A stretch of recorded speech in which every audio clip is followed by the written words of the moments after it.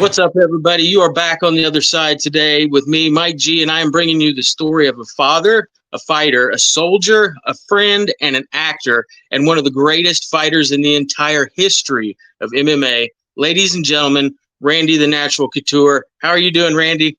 Good, Mike. How you doing, buddy? Oh, man, I'm doing so well. I'm going to be smiling this entire time. Thank you so much for coming on today. I like to start interviews out because I feel like we all end up where we end up kind of is determined by where we start. And I like to know about where people grow up, family life, mom and dad. Tell me about that. Yeah, I grew up in Linwood, Washington. It's about 45 miles north of Seattle. Okay. Went to Linwood High School, raised by a single mom. Had a stepdad for about 6 years there through junior high and high school, but that wasn't a very, very good experience, to be honest. My mom pretty much did it all by herself. There was three of us. I have two younger sisters. I was the oldest and only male. Okay. Graduated high school in 1981, was a one-time state champ in the state of Washington coming out of high school. Didn't get much love from the college programs. Tried to walk on at Washington State. That was the only Division I program in the state of Washington at that time in the early 80s. Mm-hmm. Ultimately, it didn't make the team for the first tournament over Thanksgiving. So instead of going to that tournament that weekend, I got on the bus and came home for Thanksgiving. Went on a date with my old girlfriend, the girl I dated my whole senior year in high school. And she ended up, going back to college after Thanksgiving. She ends up calling me 3 weeks later saying, I'm pregnant. Wonderful. I'm having this baby whether you're in or not. So, I immediately went on autopilot. I was going to be like my dad and said, all right, let's do this. Man up. We were married by that February, and Ryan was born that next August. So that's what ultimately led me to joining the service to support a brand new family. Okay. Yeah. You did 6 years in the years Army. in the Is that Army. right? Yeah. Thank you for your service, Randy. 82 to 88. There wasn't a whole heck of a lot going on back then, honestly. It was the peak of the Cold War. By the early 90s, the wall had come down and the Cold War was over. So I never saw combat. I saw a lot of mat time. They figured out I could wrestle. And I did wrestling, represent the Army at the Inter-Service Championship and ultimately at the CISM Games, which is the military world championships. That was my first world title, was stepping on that mat as a Greco-Roman wrestler representing the armed forces for the United States in 1992. Wow. So actually 1988 rather. I got out of college in 92, but I got out of the service in 88, and it was that summer of 88. I was an alternate on the 88 Olympic team as a soldier. And then after the Olympic trials, we went to Palermo, Sicily, one of the craziest wrestling trips I've ever been on. There was 20 of us from all branches of the service. Basically, all the inter-service champions from every branch came together as a team and went to compete against the other countries that had wrestling teams, Russia and a lot of very, very good teams. That particular year was Iraq and Iran were supposed to come to that tournament in Palermo, Sicily. And we landed in Rome, had a team meeting, and found out that the U.S. had just shot down that Iranian jetliner. And here we are in the middle of the Mediterranean, going to Palermo, Sicily to wrestle in this tournament that the Iraqis and the Iranians were supposed to be at. So they were concerned that there would be retribution from the accidental shooting down of that jetliner. Sure. But they were idiots, and they asked us, they put it to a vote to us, us 20 hard-charging soldiers, and we're like, the hell with that. We're here. We're going. I don't care. So, we ended up wrestling in that tournament. We had armored cars to and from the event. The entire week we were there. We won 20 gold medals. It's never been done before or since.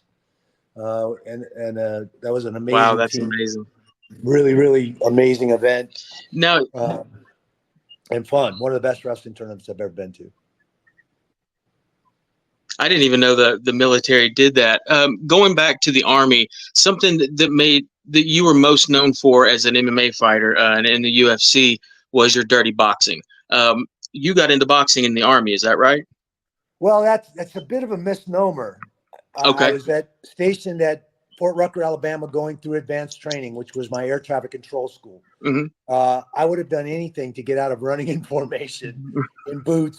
Yeah. And they said, hey, we're having a volleyball tournament. How many of you guys play volleyball? I'm like, I play volleyball because that would get me out of PT. Yeah. What, a boxing smoker? Hell yes, I'm in.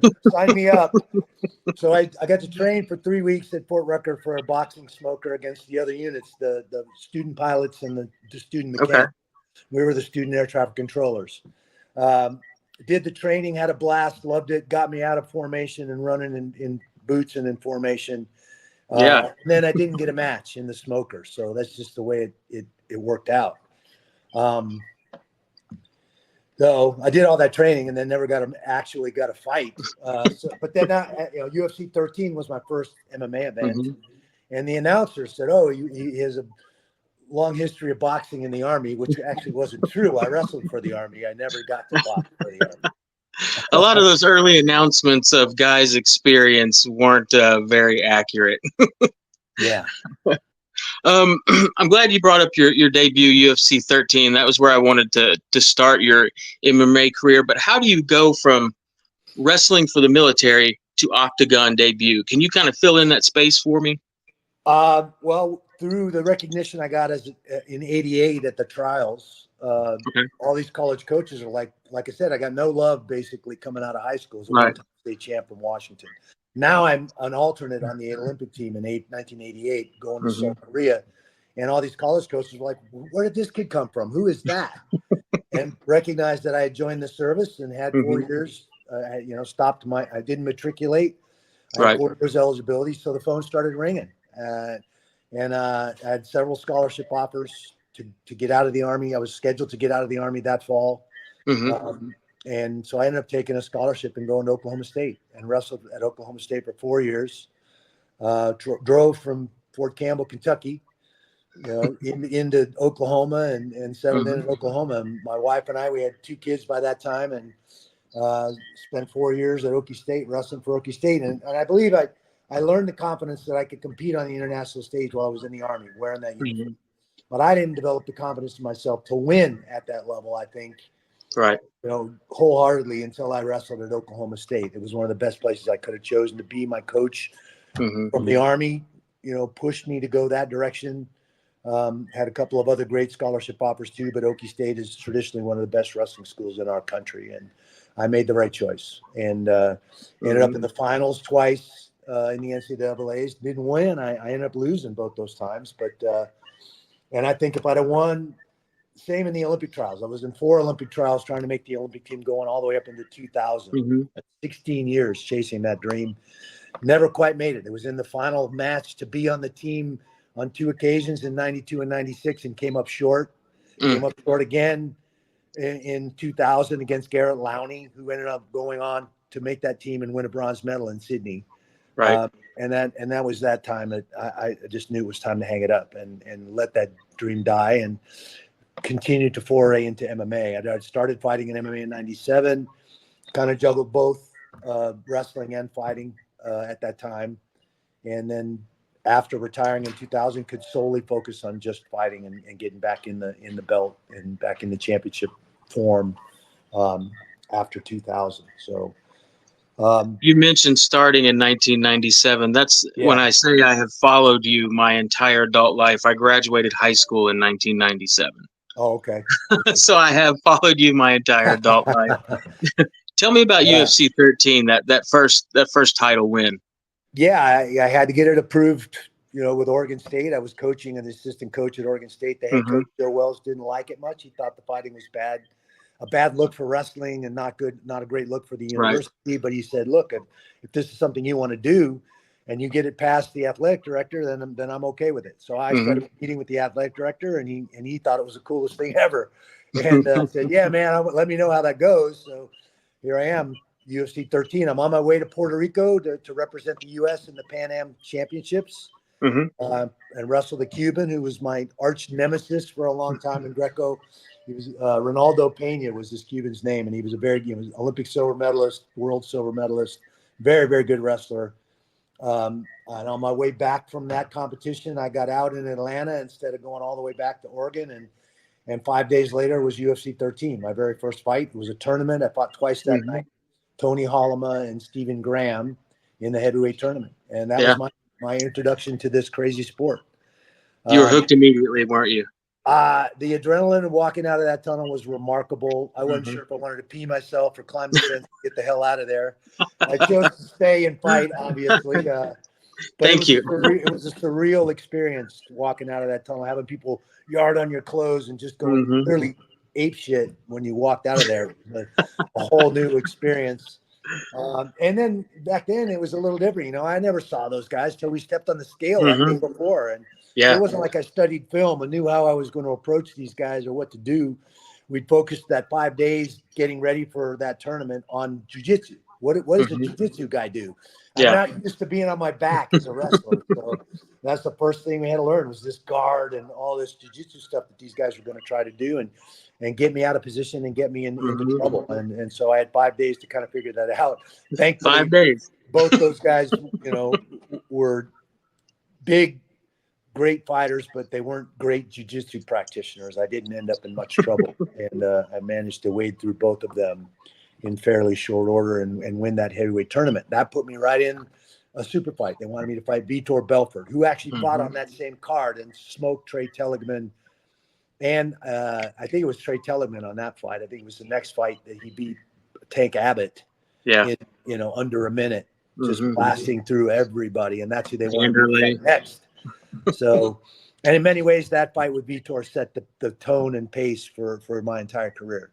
Nobody expected me to win that fight. Oh, that Right. old guy, he's going to get smoked like all these other guys. I think Vitor had an aggregate time in the cage from 4 fights of about a little over 3 minutes at that time. He was just smoking everybody. Mm-hmm. And I knew, through the tutelage of Rico Chiapparelli, who was my trainer and management at that time, him and Lou, if I could get my hands on this guy and make him wrestle me, I had a good shot at making him Mm-hmm. tired and a good shot at beating him up. And then that's exactly how the fight went down. Yeah. He throws me out. I walked out first because he was in the championship spot, coming out second. Mm-hmm. Took him about 15 minutes before he showed himself and came out. And in my mind, psychologically, that's a lot of guys get up very uptight, waiting for their opponent to come to the Mm-hmm. cage. In my mind, that told me he was afraid. He was scared. Yeah. And I could see it in his eyes when he walked in the cage. So I'm just laser focused on him. And the fight went my way. And I don't think anybody expected that. So Bay St. Louis, Mississippi, on the shores of the Mississippi. Yep. I remember that. In a You tent. Yeah, some of those listening to Joe Rogan talk about some of those early shows is like the Dothan, Alabama shows. That I can't Yeah. imagine looking at what there is now. UFC 28, you came back to the UFC, regained your belt as the heavyweight champion. What can you tell me about that return and that fight? I had spent a lot of time, chasing, first of all, that 2000 Olympic berth and trying to make Mm-hmm. that 2000 team.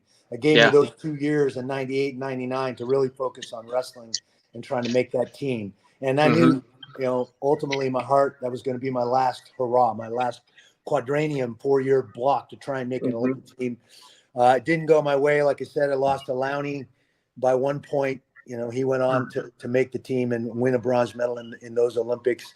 And I set my shoes up after that match and retired from the sport of wrestling, and then was free to go focus solely on getting back in title contention and fighting. They called me that fall, said, "Hey, we want you to fight Kevin Randleman." Well, Kevin was a very boisterous champion. He was giving them a pretty hard time. Mm-hmm. And asked me if I'd come back and challenge him for the heavyweight title. And I said, of course, but you have to let me finish this King of Kings tournament. I'm halfway through. So I'd been fighting in rings in Mm-hmm. the KOK tournament. Dan Henderson won that tournament the year before me. Mm-hmm. I got in the next year, made it all the way to the semifinals and lost in the dang semifinals. But I said I was happy to fight Kevin. That October, they had to let me do the second round of fights for that KOK tournament. That January, which they agreed to do. So I ended up beating Kevin. I knew it was going to be a tough match anytime I faced another wrestler, and Kevin was a Mm-hmm. stellar wrestler. Yeah. it would negate some of the advantage I felt like I had every time I walked up in that cage. I knew if I could get my hands on guys and make them wrestle me, they were Right. going to have a problem. I've been wrestling since I was 10 years old. Mm-hmm. So Kevin was going to be a challenge. And I had thankfully spent a lot of time working on my jiu-jitsu, working on fighting off my back. God forbid I should ever get taken down. And sure enough, first and second round, Kevin took me down and held me on my back for both of those rounds. And I weathered the storm, Yep. almost caught him in an armbar. That jiu-jitsu training, I had been putting myself in those situations a lot, paid off in that match. Ended up taking him down in the third, and he did the dying cockroach. The legs came up, the arms came up. He let me climb right to mount, and the fight was over in pretty short order after that.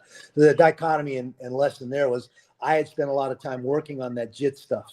It was foreign to us as wrestlers, and it was very apparent when I took Kevin down in the third. He had not spent much time there. He let me kind of get right to worst case scenario, get the full mount, and ended up pounding him out and winning the fight. So that was, in my mind, a positive thing for me, that I'd been spending so much time and able to survive against an athlete like Kevin Randleman from that bottom position. Kevin, for people who don't know Kevin was as much of a physical specimen as there's ever been in the sport of MMA. Absolutely scary fighter.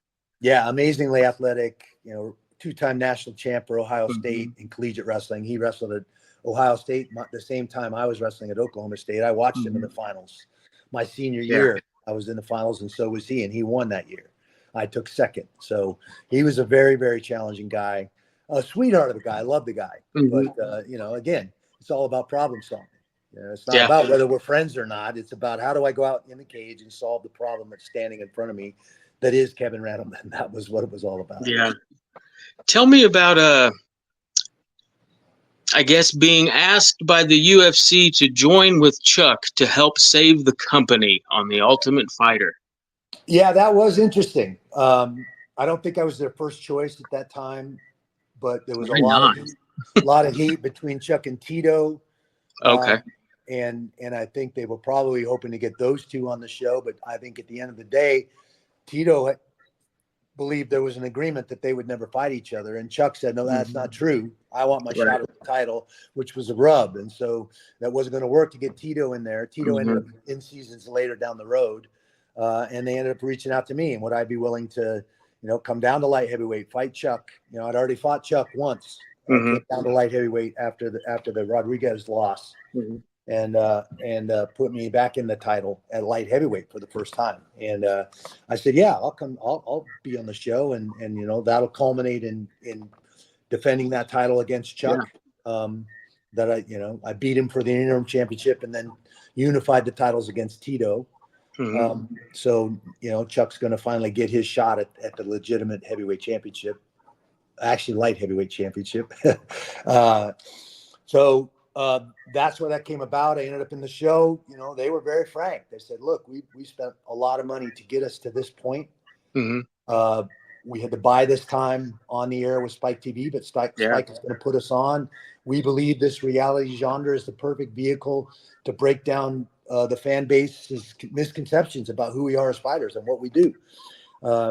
So we set about, in 90 days, 3 months spent here in Vegas shooting that show, and in 2004, and nobody was sure how it was going to go. And when it started airing on Spike TV, man, it changed the landscape for the entire sport.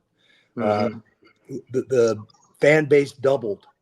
Almost, it felt like almost weekly. We gained more fans, and then ultimately that culminated in that fight with Griffin and Stephan Bonner. And you went from a rating of a 1 or a little over a 1 to a 6 in a matter of 15 minutes. I mean, it was remarkable. That fight was the fight of the decade for sure. And was the impetus for the sport to really explode into the mainstream and be accepted as a mainstream sport and not a fringe sport anymore. So kudos to the Fertittas and Dana White for having the savvy to and the money, because you need deep pockets. I mean, they were pretty candid about how far in the hole they were at that point. They were 40 mil in the hole and spent another 11 mil to get it on the air, and said, look, if this doesn't do it, we're out of Adios. ideas, and we're probably going to sell this thing. So obviously it turned everything around and opened the door for the Bellators and all the, the strike Mhm. forces and all the other organizations that came on and flourished and did very, very well after that. So, and here we are. Yeah. Honestly, it's a legitimate mainstream sport on a global scale now. It's the fastest growing sport in the world. Um, in this country, the fastest growing sport right now is women's wrestling, but MMA is certainly in the top five as an sport Wow. that's exploded. So, Okay. I want back to the Tito fight you were talking about. Is that when you gave him the little spanking? yes, One of could my have favorite never. moments in MMA history. Whatever came over you in that moment, That's Randy, exactly is what it is was. is whatever dreams are made out of. Man, that was beautiful. Thank you for that moment. Well, I could have never imagined ending up in that situation. Obviously, I was happy the fight went the way it Yeah. went. I dominated all 5 rounds. He was pretty desperate in the fifth round. There's about 45 seconds left in the Hmm. last round of the fight. He rolls for a knee bar, hoping to get a submission. I slip Hmm. it, but he's got a hold of my foot. There's no way I'm getting it out from between his legs, but he's got no leverage on my Right. knee joint, which was the attempt. So I'm holding his feet, looking down at his butt, and it just pops in my head. Oh, give the bad boy a spanking. And so I did. Of course, his corner went crazy. He's tapping, he's tapping, he's Yeah. tapping. Don, thankfully, knows exactly what he's looking at, and I wasn't tapping. I was just spanking him on the butt. Uh, That's amazing. yeah, one of those crazy things. That light bulb just went off, and I have no idea how or why. It just did. Divine intervention, man. Yeah. UFC 68, my personal favorite fight of yours ever. You came back at heavyweight and crushed Tim Sylvia. Love that. How special was that fight for you coming back at heavyweight? That fight was very special and one of my favorite fights. And Tim and I had some history. He'd come out and trained with me for a few weeks. Literally Hmm. stayed in my house. He was a great guy. We hit it off immediately. Milicic sent him out to get ready for Rico Hmm. Rodriguez to win the heavyweight championship. And I Yeah. said, hey, yeah, send him out. Would love to work with him. And um, he was a great guy. We hit it off immediately, and I liked him a lot. But I also understood Tim psychologically. Tim was one of those guys that kind of had to run his head and create Hmm. some animosity and anger between him and his opponent to be able to get in the right Sure. mind frame and mindset to go out and do his job. And I knew Hmm. because of our friendship, he was going to have some trouble doing that with me. Um, oh, biggest crowd in North America at that time in Columbus, Ohio during the Hmm. Arnold, which was something I'd become a staple at every year, and was I think a couple years before they had the Gracies out there doing an MMA show in Nationwide Arena, and it didn't go very well. Hmm. So I talked to one of my friends on the board of directors and said, "Man, I'll help you connect with the UFC. I'm sure they'd love to take advantage of the thousands and thousands of people that come to Hmm. Columbus every year. And it's a wrestling state, and there's a whole bunch of Yeah. reasons why it would be big here." And sure enough, it was huge. And obviously, then after making that connection, I was retired at the time. They were going to have me out to do a big seminar in the martial arts part of the Arnold. And I Hmm. had to call that same board member and say, "Yo, man, I'm not going to be able to do the seminar." So, well, why not? I said, well, I can't really tell you. You'll have to watch, the Rogan, because Rogan had a TV show at that time. Yeah. I have to watch Rogan's TV show tonight. They're going to make an announcement then. And he's like, "Come on, man, I can't stay up that late. Just tell me what's going on." So I wasn't supposed to, but I told him, I said, "Look, I'm going to be fighting on the card now. I'm coming out of retirement to fight Tim for the heavyweight championship on that card." And he's like, Hmm. "No way." So he freaks out. And the fight is off and running. Didn't do the seminar, but it did have a good night at the fights that night. And Hmm. Tim posed some interesting problems. He's 6'8", and his striking is on point. He's got a great Hmm. jab. His footwork is solid. I had worked a lot on that inside left kick to kind Hmm. of break his balance. Hmm. If you watch the way he moves, just Yeah. I'd worked on that, following that left inside kick with an overhand right and a left hook. Well, that was first contact for me in my mind. I Hmm. visualized that first contact hundreds of times before I walked out of that tunnel. And man, did it work like a dream. Hmm. Yeah. Inside kick, overhand right, and I'm standing there for the left hook, and Tim disappears. And I'm like, what happened? I was as surprised as everybody in the arena that night. Everybody jumped to their feet, and I don't think they sat down again for the next 25 minutes. It was crazy. there have been a few fights in the history of MMA that I can remember that from early in the fight you could start to feel a momentum. Um, Chael Anderson, the first one, is kind of like Yeah. that. You could feel it grow. Um, Right to the last Shogun, Dan 45 seconds. Henderson. Right. That fight with you and Tim, you could hear it in the crowd. It got louder every round. It's my favorite. It's one of my favorite fights ever. Absolutely beautiful. It's one of mine too, and Tim's doing great. Tim and I are still good friends to this day. Tim, I do a charity ride up in Quad Cities on the Illinois-Iowa border where he's from, and he comes out every year and volunteers for that ride. The guy doesn't even drink, but he volunteer bartends with me to raise money for the foundation and rides with us. He's a great He's a guy. great guy. And I'm thankful that we're still friends after we punch each other in the face. Yeah. UFC 109, you submitted Mark Coleman in what I believe is the only ever Hall of Famer versus Hall of Famer match in UFC history. How big of a feather is that in your cap? Well, like I said, I knew Mark Coleman and, Kevin. Kevin Randleman very, Yeah. very well. I was stuck on Kevin's name and couldn't spit it out. I knew those guys very, very well from wrestling. Yeah. I wrestled Mark once in an Olympic festival in Oklahoma. My first year at Oklahoma State, my freshman year, they had the Olympic festival there in 89. And I wrestled Mark in the freestyle finals, and he beat me by 1 point. And he went on that same year to win a silver medal at the World Championship freestyle. Yeah. But that was my introduction to collegiate wrestling, and he was very, very encouraging. He was, man, everything I felt in that match, I know you're going to be a champ. And he was very encouraging with me, and we became friends and shared, I was a Greco guy, so I was on the national team with him, but they were freestyle guys. I never really crossed paths with them again because I did Greco in the Olympic styles, and they were freestyle guys. And then we all kind of started fighting. Me, Coleman, Kerr, Randleman, we all kind of started. Dan Henderson, all of Matt Lindland, a bunch of us all started fighting around the same time, as we all knew each other well. So with no surprise, I ended up, I wrestled Kerr in the finals, the NCAA's my senior year. Like I said, Coleman in the freestyle finals at the Olympic Festival. I knew those guys very, very well. Then that fight came along, and I lost to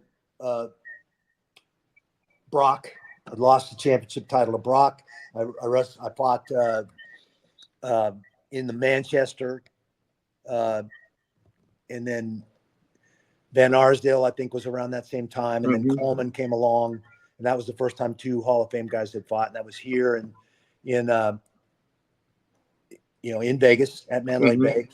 Actually, the fight before was Big Nog in Portland, Oregon.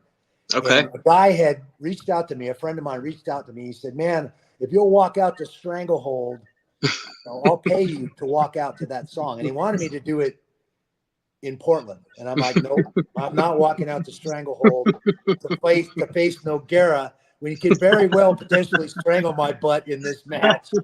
I'm not doing it." So obviously that was a fight I was proud of. It didn't go my way, but we had a knockdown drag out in my hometown of Portland. It was a great fight and a fun fight. It just didn't go my way. And then the very next fight was in Vegas against Coleman, and that same guy said, "Well, how about this fight?" And I said, "Okay, I'll do it in this fight." And then I end up catching Mark in the arm triangle and choking him out. So serendipity, Awesome. I guess. Yeah, absolutely. As much as I would like to talk about every fight you've ever had, we don't have that kind of time. But what I would like to do is I would like to list off notable fights that you've been in your career, and partially it's to remind you, because I'm sure there's been a few you forgot, and it's also to help the people that are going to watch this maybe understand how spectacular your career was. This isn't obviously everyone you fought, but these are the more notable names. I wanted to read them off to you. Maurice Smith, Jeremy Horn, Kevin Randleman, Kosaka, Valentin Overeem, Pedro Hizzo, Twice, Josh Barnett, Rico Rodriguez, Tito Ortiz, Mike Van Arsdale, Tim Sylvia, Gabriel Gonzaga, Brock Lesnar, Big Nog, Brandon Vera, Mark Coleman, James Toney, Lyoto Machida, Vitor Belfort 3 times, and Chuck Liddell 3 times. that's as good as it gets in light heavyweight history, man. Or I mean, or in really any MMA history. Your record and what you've done can be put up against anyone's, man. Anyone's. Well, I had a lot of fun. I had a good run and I had a blast. It's not something I ever saw myself doing. I think I was in 2 fights as a kid in school. That was it. I spent most of my time on a wrestling mat, so I wasn't that guy. I was never in trouble. Right. And most of us are in MMA. Everybody assumed that because we got in a cage and punched each other that we're somehow criminals and thugs and just Right. gonna bite you or fight you at the drop of a hat, and it just wasn't the case. And I think that's how that reality genre really helped us. It showed the behind the scenes who we were. Who are these crazy guys that get in a cage and fight each other and punch each other? And I think it broke down a lot of those misconceptions. But yeah, I had a lot of amazing opponents that brought the best out in me. And that's how I always tried to approach this sport. It wasn't about animosity. It wasn't about talking smack. It was about going out there and honoring the martial arts side of what we do, respecting your opponent because he forced you to do work that you would not have otherwise done. And for that, you have to respect him. Right. When people ask me who I interview and what my interviews are about, I sum it up and I say I do badass interviews with real badasses. And where this comes into play for you, aside from all this, is you had a heart attack and had to take yourself on foot to the hospital. It doesn't get any more badass than that, Randy. Why did you have to walk yourself to the hospital, man? I never in my wildest imagination thought I was having a heart attack. That's the truth. Okay. I was in LA working on a movie, a Western with Michael Jai White called Outlaw Johnny Black. And I had a couple days off from set. So I went to Unbreakable with Jay Glazer, the gym that we're part of there. And trained, did the circuit that I always do there. It's a great workout in there. You always end up on the mat doing some grappling or some form of striking to finish off the great workout. And I just felt like crap. I mean, I had done that workout 3 or 4 days before that in the same exact gym. Came back on my days off from set, did the workout that day, and just felt like dog crap. I had this ache that wrapped around my chest, and I'm like, man, how did I pop a rib in this workout? That is ridiculous. Well, I literally had the foam roller trying to roll out, hoping my back would pop and release this pressure I felt in my ribs. I drank my after workout drink. That's part of your deal at Unbreakable. I immediately threw it up. So I knew something was up because I'm not a puker. I've never worked out so hard I puked ever in my life. So I knew something. That is weird. What the heck is going on? Am I getting sick? Something's going on. Changed clothes, showered, changed clothes, drove home. Literally drove right by Cedar Sinai. I had to drive by the hospital to get to my condo. My girlfriend Mindy was with me. She's like, "Oh, I'm going to start my car. It's been sitting here a while. I'll be up in a minute." So I went upstairs and laid down on the bed. I still had this weird ache and it wouldn't go away. She comes up 5-10 minutes later. I'm like, "Babe, something isn't right. This is weird. This ache won't go away. Let's walk over to the emergency room, which is 3 blocks from the condo." And so we're like, okay, so we walk over, packed. The emergency room is packed. I'm like, "Hey, I've got this weird ache in my rib cage. I can't seem to get to go away." Like, "Okay, well, have a seat. We'll get to you as soon as we can." About 10 minutes goes by. They call my name. I get up to go to the nurse's station, and this crackhead sitting next to me tries to kick me in the face. I'm like, "Whoa, hey, what the hell?" And they take me back and put me on the EKG machine, and you'd have thought it was NASCAR, man. All hell broke loose. They're cutting off my clothes, throwing me on a gurney. They're like, "You're having a full-blown heart attack." And I'm like, "What? You got to be kidding me." You should have seen Mindy's eyes. They were huge. She thought they were cracking me open, man. She was sure they were cracking me open. So they wheel me up to the cath lab, go in through my wrist, find a clot in my diagonal artery, suck the clot out, put a stent in. And now I'm in cardiac ICU for the next 2 nights. Miserable. I wasn't in any pain. But how anybody sleeps in a cardiac ICU is beyond me. The bells, the whistles, the beeps. Somebody had their dog up in there. I'm like, what the hell is going on up in this place? But they wanted to get me stable and figure out what the hell to do with me and what was going on. And I have polycythemia, very thick blood. I already knew that. Okay. Now at 55 years old, I'm not getting drug tested anymore. I've retired from fighting for 7, 8 years now. Mm-hmm. I finally get off my butt and start doing blood chem panels again. I have to go in for a colonoscopy for my age, and I don't Right. even have a general practitioner anymore. So I get a new doctor. I go and start doing all these tests that I've been remiss on doing for the last 5 years since I turned 50. Mm-hmm. And he's like, well, man, your testosterone is down to 170. That's pretty bad. That's low. Yeah. And he's like, well, I'm not getting tested anymore. So, put me on TRT. So he put me on testosterone replacement therapy. Well, little did I know, a side effect of the testosterone replacement therapy is it forces your hematocrit and hemoglobin levels even higher. And I was already right at the top of normal. Mm-hmm. So doing the TRT, we start recognizing that I'm going to have to dump some blood. And I've already, like I said, served in the Army in the 80s in Germany, could have been exposed to mad cow. I can't just go to the blood bank and donate blood. They won't take it. Mm-hmm. So thankfully, my GP, my general practitioner, Thomas Alfreda, has a phlebotomist that comes to his office twice a week. So I could just go to one of his offices and dump the blood with him, every other month is what he wanted. So that's what we were doing. Protocol was just dumping blood every other month. Well, that wasn't enough. My polycythemia my blood's so thick that I was way up over normal. And so I got dehydrated in that workout and had a plaque rupture. I have a scar tissue in that one artery from a car wreck in 94. And that ruptured, that scar tissue ruptured. So my blood did what it's supposed to do, went right to the rupture and created a clot. Well, my blood's so thick, it occluded the entire artery. So I'm literally 30 minutes away from croaking, probably. I'm just glad it happened where and when it happened. Yeah. In California, 3 blocks from Cedars-Sinai, arguably one of the best cardiac units in the country. And You wouldn't have made it here, man. Walk right over. Hey, the month before I was up in Yosemite, hiking Yosemite Falls, as dehydrated as ever. Sweat my butt off. If I'd have had that happen up there, I would have been toast. It would have been a done deal. So God was watching out for me that day. It happened where it was supposed to happen. And they're like, we don't know what to do with you. We're going to send you to rehab to curl 10-pound dumbbells. What the hell? You're free and clear to train. So I literally got out of the hospital on Thursday and was back at the gym on Friday and back on set the following Monday, back on a horse for Outlaw Black. So, no, one of those things, one of those crazy, crazy situations. But like I said, I never in my wildest dream thought I was having a heart attack.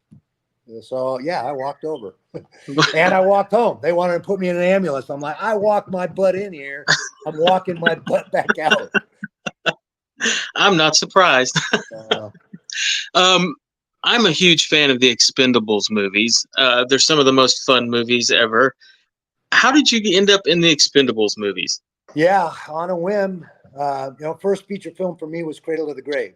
The UFC, got a call. The UFC got a call, looking for authentic cage fighters for a scene in that movie. Me, Chuck, and Tito all play a small part in that movie. I have one line, "Go chicken shit." That's my one line in the movie. I have the fight scene with Jet Li. That's my first time on a feature film. I was immediately intrigued with the whole process, went out and started taking some acting classes and got some other movies. And eventually I ended up getting an agent. I ended up getting a call from Universal in 2006 to go do the Scorpion King 2, which was a huge movie for Dwayne Johnson. Yeah. This was the prequel to that. So I had a great time, 6 weeks in South Africa shooting this, sword and sandal movie. It was a blast. And a big property that summer. That was their number one DVD and part of The Mummy, which was their number one film in the theaters that summer as well. So then I end up getting a call from my agent at Gerst saying, "Hey, Sly wants you to stop by the office. He wants to talk to you about this movie he's putting together." That's a phone call you don't get very often, and certainly not a meeting you pass up. So I roll into Sly's office, and we're sitting in his office talking. The casting director's a little bit late, so we're just chatting.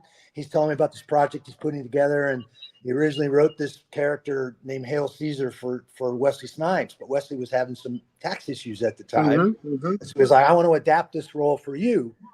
I want you to quote Nietzsche and talk about your cauliflower ear and, be a college educated guy who wrestled but now you're a mercenary. Now you've been trained and you're a mercenary." And I'm like, wow, this sounds amazing. But this time the casting director comes charging in. She's nervous because she's late. She bumps his bookshelf as she comes through the door. He's got all these action figures stacked all over this bookshelf. One of them was Brigitte Nielsen from Cobra, from Cobretti. Yeah. And she bumps it, and Brigitte Nielsen falls off the bookshelf and hits the floor. And Sly's like, geez, I could have used you a few years ago. Where were you then? And we just busted out laughing. It was so hilarious. But he broke the ice and set her nerves right at ease by cracking a joke. And that's just the kind of wit that he has. He just comes up with his one-liners on the spot. Obviously, it was an amazing conversation. About a week or two later, he ends up getting Terry Crews for the Hail Caesar role. Okay, yeah. So he could keep it the way he had written it for Wesley. And then went back and wrote Toll Road into the script. So I was so flattered that he didn't just go on his way. Yeah. Oh, I got this guy. He's a great fit for that role. He thought enough of me and loves fighting enough that he literally wrote me into the movie and kept me in the Expendables. So now we're just, obviously in 2021, we finished Expendables 4, 50 Cent joining the cast, Megan Fox, Andy Garcia. I've been an Andy Garcia fan forever. I mean, he was amazing all the way back to the mob movies back in the day. So it was a lot of fun, and it's just been an amazing experience getting to see guys like Sly, Schwarzenegger, Willis, Harrison Ford, and so many others, Jason Statham. Those guys are consummate professionals. Yeah. And watching those guys work and being able to rub elbows with guys like that in something that you aspire to do is exactly where you need to be. So I just felt blessed and honored to be part of it and be with such an amazing cast.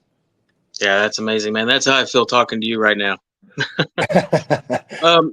I'm to the part of my questions. These are kind of goofy questions. It's like a pick one or the other and give me an explanation why.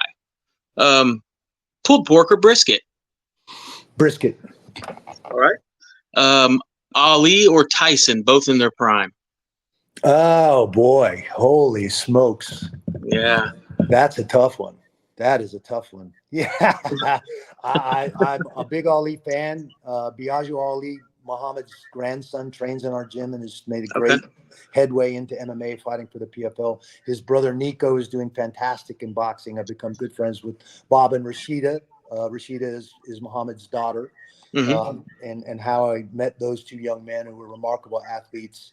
I've also become friends with Mike, and Mike's doing a bunch of stuff with the PFL. And this is the most grounded and sound and refreshing, Mike that I've ever seen or met. I've done a bunch of appearances with him here and there, and he's a great guy. So that's a tough one to pick one over the other. It would be interesting. They're both small heavyweights too, which I think is intriguing as well. Style-wise, completely different.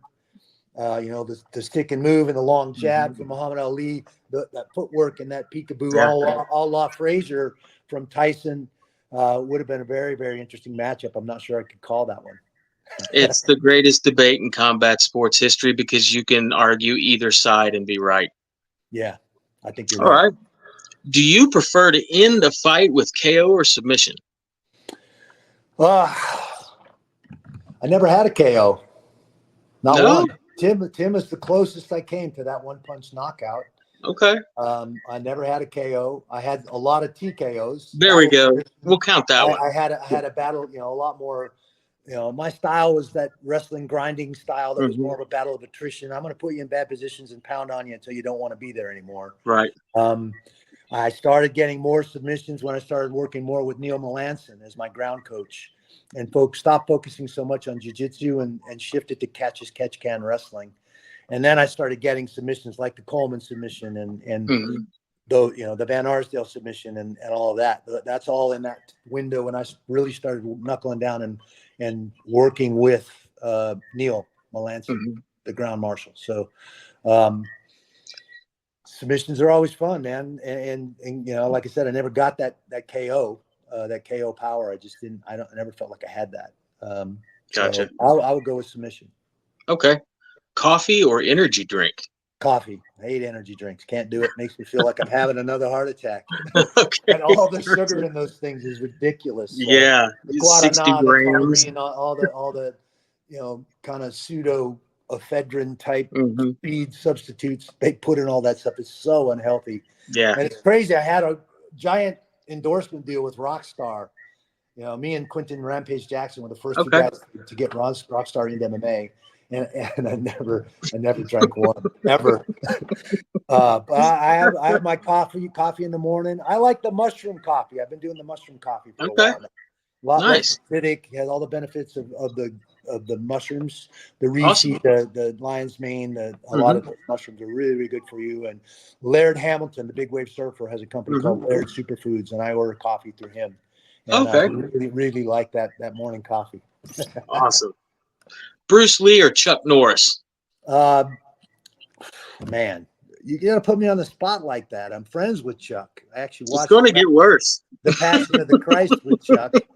right? And obviously, Enter the Dragon was, those movies were amazing. The fight with him and Chuck Norris was amazing. I got to train at Inosanto Academy, met Dan Inosanto. I mean, it doesn't get any better than that. Yeah. And again, just like Ali or Tyson, how do you these are two amazing humans that impacted so many people in so many different ways.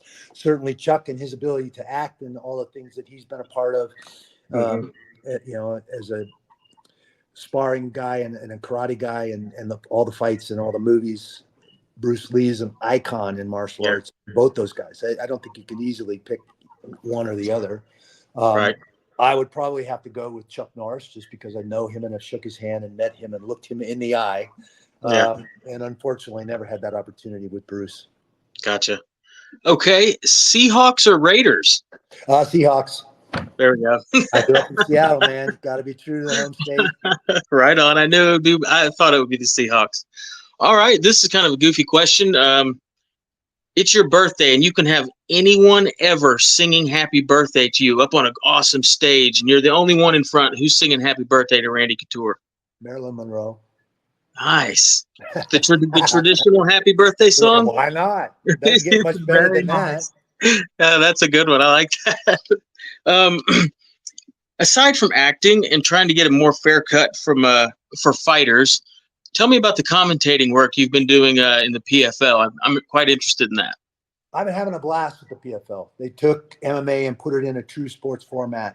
So we have a regular season, a playoff, and a championship every year. 10 fighters in 6 weight classes. They fight twice in the regular season. How they score those points and how they finish those fights sets criteria points. The top 4 get into the playoff. The top 2 get into the championship every year. We just finished our 6th season. We're heading into our finals on the 29th in Riyadh, Saudi Arabia. It's been a blast working with Sean O'Connell, now Dan Hardy. We've had an amazing crew of guys come through that those seats and work with Boss early on, Kenny Florian, amazing. Watching Kayla Harrison become the face of the organization and win 2 straight championships and be in the finals for a 3rd, and now she's transitioned to the UFC to kind of solidify that legacy. And I believe she's the best female fighter in the sport right now. And kudos to the PFL for being willing to get her that opportunity, to get her feet under her and show what she's capable of and really make that full transition from grappling sports to MMA. Absolutely. I've had a blast. I think we had 23 countries involved in this regular season this year, which is remarkable. So it's definitely become a global sport. Watching Sean O'Connell just blossom as a play-by-play man has been remarkable. From literally getting up from his seat in the undercard fights in his suit to going backstage and putting a suit, fight shorts on and coming out to fight on the main card. I'm like, who does that? It's literally insane. And he just makes the play-by-play look so easy. He's so good at it. He's so sharp and such an intelligent guy. I really enjoy working with those guys. George Greenberg runs that show, and I got to work with George at Fox when I was doing commentary for the UFC. So I was happy to get the offer to be part of the PFL and still working with those guys and George and John Faratzis and that whole cast of guys is amazing. And it's been fun to see the impact that they've had on the MMA world. Just buying Bellator now, kind of sliding them in place at the top tier for the pay-per-view model. We got the big Francis Ngannou, Renan Ferreira, Cyborg, Pacheco fight coming up here on the 19th of October. That's going to be an amazing one. And I think we'll finally be on the in the market in pay-per-view, so to speak, with that fight. That's going to be a ridiculous show. There's a lot of great fights on that card. So Yeah. excited, and I just got picked up to commentate that one too. So I'm excited to Awesome. go to Riyadh 2 more times here in October and November. That's awesome, Randy. Do you have time for 2 more questions? Sure, shoot. Okay. Who is your favorite fighter ever? Favorite fighter ever? Oh my gosh. Everybody asks me who the GOAT is, and in my mind, I think George St. Pierre is at the top of that list for me. Him or I think it's him, honestly. But Dan Henderson is one of my best friends. Him and I came into this sport together. We learned so much and coached each other and fashioned each other on our fighting styles together. And he's always been one of my favorite fighters to watch. That right hand, the H-bomb, and just his dry sense of humor, and just so many things about Danny that I love. I love the way he competes. Somebody I wrestled with who I admire very, very much. And he's always been one of my favorite fighters. Mine too. What do you hope one day when we're all long gone, what do you hope your legacy in the sport of MMA is, Randy? I think if my name becomes synonymous with integrity in this sport, then I'm a happy man.